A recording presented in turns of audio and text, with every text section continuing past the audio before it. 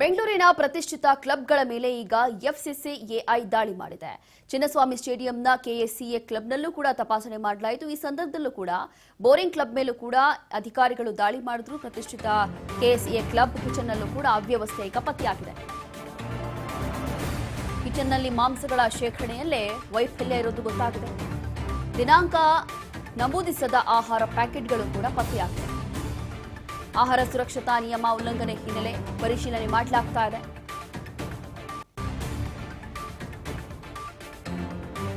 ಹೀಗೆ ಬೆಂಗಳೂರಿನ ಪ್ರತಿಷ್ಠಿತ ಹೋಟೆಲ್ಸ್ಗಳಾಯಿತು, ರೆಸ್ಟೋರೆಂಟ್ಸ್ಗಳಾಯಿತು, ಪಿಜಿಗಳಾಯಿತು, ಬೇಕರಿಗಳಾಯಿತು, ಈಗ ಪ್ರತಿಷ್ಠಿತ ಕ್ಲಬ್ಗಳ ಮೇಲೆಯೂ ಕೂಡ ಎಫ್ಎಸ್ಎಸ್ಎಐ ದಾಳಿ ಮಾಡಿದೆ.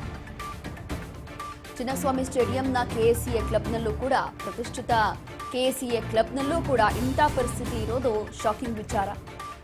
ಇನ್ನು ಬೋರಿಂಗ್ ಕ್ಲಬ್ ಮೇಲೂ ಕೂಡ ಅಧಿಕಾರಿಗಳು ದಾಳಿ ಮಾಡಿದ್ರು. ಆ ಸಂದರ್ಭದಲ್ಲಿ ಬಹಳ ವಿಶೇಷವಾಗಿ ಕೆಎಸ್ಸಿಎ ಕ್ಲಬ್ನಲ್ಲೂ ಕೂಡ ಆ ಒಂದು ಕಿಚನ್ನಲ್ಲೂ ಕೂಡ ಅವ್ಯವಸ್ಥೆ ಇರೋದು ಪತ್ತೆಯಾಗಿದೆ.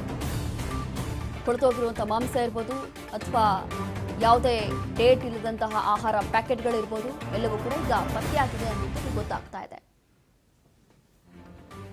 ಇದೀಗ ಈಗಾಗಲೇ ಆಹಾರ ಇಲಾಖೆ ಅಧಿಕಾರಿಗಳು ಭರ್ಜರಿಯಾಗಿ ಒಂದು ಆಪರೇಷನ್ ನಡೆಸ್ತಾ ಇದ್ದಾರೆ. ಅಂತಂದ್ರೆ ಕ್ಲಬ್ಗಳಿರ್ಬೋದು ಅಥವಾ ರೆಸ್ಟೋರೆಂಟ್ಗಳಿರ್ಬೋದು, ಪ್ರತಿಷ್ಠಿತ ಹೋಟೆಲ್ಸ್ಗಳಿರ್ಬೋದು ಅಥವಾ ಪಿಜಿಗಳಿರ್ಬೋದು, ಬೇಕರಿಗಳಿರ್ಬೋದು, ಎಲ್ಲ ಭಾಗಗಳಲ್ಲೂ ಕೂಡ ನಡೀತಾ ಇದೆ.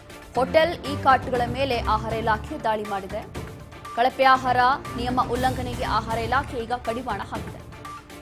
ರಾಜ್ಯದ ಎಲ್ಲ ಆಹಾರ ಉದ್ಯಮಗಳಿಗೆ ಆರೋಗ್ಯ ಇಲಾಖೆ ಗೈಡ್ಲೈನ್ಸ್ ಅನ್ನ ಈಗ ಕೊಡ್ತಾ ಇದೆ. ಹೋಟೆಲ್ ಆಹಾರ ಮಳಿಗೆಗಳಿಗೆ ಎಫ್ಎಸ್ಎಸ್ಎಐ ಪರವಾನಗಿ ಕಡ್ಡಾಯ. ಆಹಾರದ ಗುಣಮಟ್ಟ ಮತ್ತು ಸುರಕ್ಷತೆ ಕಾಪಾಡುವುದು ಬಹಳ ಕಡ್ಡಾಯವಾಗಿದೆ. ಈ ರೀತಿಯಾಗಿ ಗೈಡ್ಲೈನ್ಸ್ ಈಗ ಕೊಳೆತ ಮಾಂಸ, ಕಳಪೆ ಆಹಾರ ಮಾರಾಟಕ್ಕೆ ಆಹಾರ ಇಲಾಖೆ ಬ್ರೇಕ್ ಹಾಕಬೇಕು ಅಂತ ಮುಂದಾಗಿದೆ. ಬ್ಯಾಚ್ ನಂಬರ್ ತಯಾರಿಕಾ ಹಾಗೂ ಎಕ್ಸ್ಪೈರಿ ದಿನಾಂಕ ಪರಿಶೀಲನೆ ಕೂಡ ಕಡ್ಡಾಯವಾಗಿರುತ್ತೆ. ಇಷ್ಟೆಲ್ಲ ರೂಲ್ಸ್ಗಳು ಈಗ ಆಹಾರ ಇಲಾಖೆ ಅಧಿಕಾರಿಗಳಿಂದ ಮಾಡಲಾಗ್ತಾ ಇರುವಂಥದ್ದು. ಅಂತಂದ್ರೆ ಮೊದಲನೇದಾಗಿ ಇಲ್ಲಿ ಲೈಸೆನ್ಸ್ ಇರಬೇಕು. ಕೆಲವೊಂದು ಕಡೆ ಲೈಸೆನ್ಸ್ ಇಲ್ಲದೆ ಹಾಗೆ ನಡೆಸ್ತಾ ಇದ್ದಾರೆ. ಪ್ರತಿಷ್ಠಿತ ಹೋಟೆಲ್ಸ್ಗಳಲ್ಲೇ ಬೆಂಗಳೂರಲ್ಲಿ ಕೆಲವೊಂದಕ್ಕೆ ಲೈಸೆನ್ಸೇ ಇಲ್ಲ, ಹೇಳೋರು ಕೇಳೋರೇ ಇಲ್ಲ ಅವ್ರಿಗೆಲ್ಲ ಅನ್ನೋಂಥದ್ದು ಕೂಡ ಗಂಭೀರವಾದಂಥ ಆರೋಪ ಕೇಳಿ ಬಂದಿತ್ತು.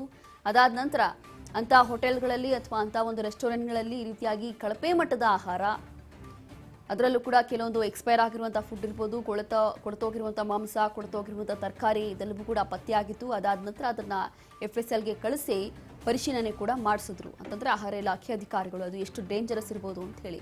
ಹಾಗಾಗಿ ಈಗ ಇಷ್ಟೆಲ್ಲ ಒಂದು ಕಡೆ ಆದರೆ ಬೆಂಗಳೂರಿನ ಪ್ರತಿಷ್ಠಿತ ಕ್ಲಬ್ಗಳ ಮೇಲೆಯೂ ಕೂಡ ರೀತಿಯಾಗಿ ದಾಳಿ ಮಾಡಿದ್ರು. ಆ ಸಂದರ್ಭದಲ್ಲಿ ಕೊಳೆತೋಗಿರುವಂಥ ಮಾಂಸ ಕೂಡ ಪತ್ತೆಯಾಗಿದೆ.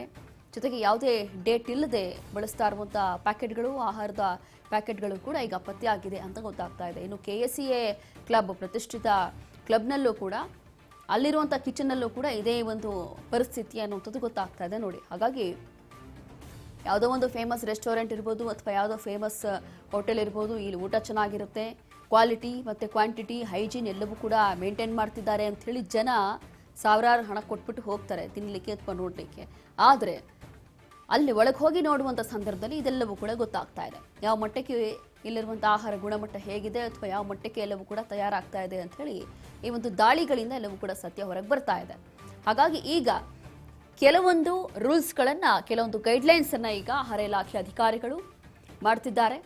ಹಾಲು, ಮಾಂಸ, ಮೊಟ್ಟೆ ಸೇರಿ ಯಾವೆಲ್ಲ ಆಹಾರಗಳಿರುತ್ತೋ ಎಲ್ಲದೂ ಕೂಡ ಎಕ್ಸ್ಪೈರಿ ಡೇಟ್ ಏನಿರುತ್ತೆ ಅದು ಪರಿಶೀಲನೆ ಮಾಡೋದು ಕಡ್ಡಾಯ. ಜೊತೆಗೆ ಪ್ರತಿಯೊಂದು ಹೋಟೆಲ್ಗಳಿಗೂ ಕೂಡ, ಪ್ರತಿಯೊಂದು ಕ್ಲಬ್ಗಳಿಗೂ ಕೂಡ ಈ ರೀತಿಯಾಗಿ ಲೈಸೆನ್ಸ್ ಇರಲೇಬೇಕು, ಮಸ್ಟ್ ಆ್ಯಂಡ್ ಶುಡ್. ಇದೆಲ್ಲವೂ ಕೂಡ ಈಗ ಆಹಾರ ಇಲಾಖೆ ಅಧಿಕಾರಿಗಳಿಂದ ಮಾಡಲಾಗ್ತಾ ಇರುವಂಥ ಒಂದು ಗೈಡ್ಲೈನ್ಸ್.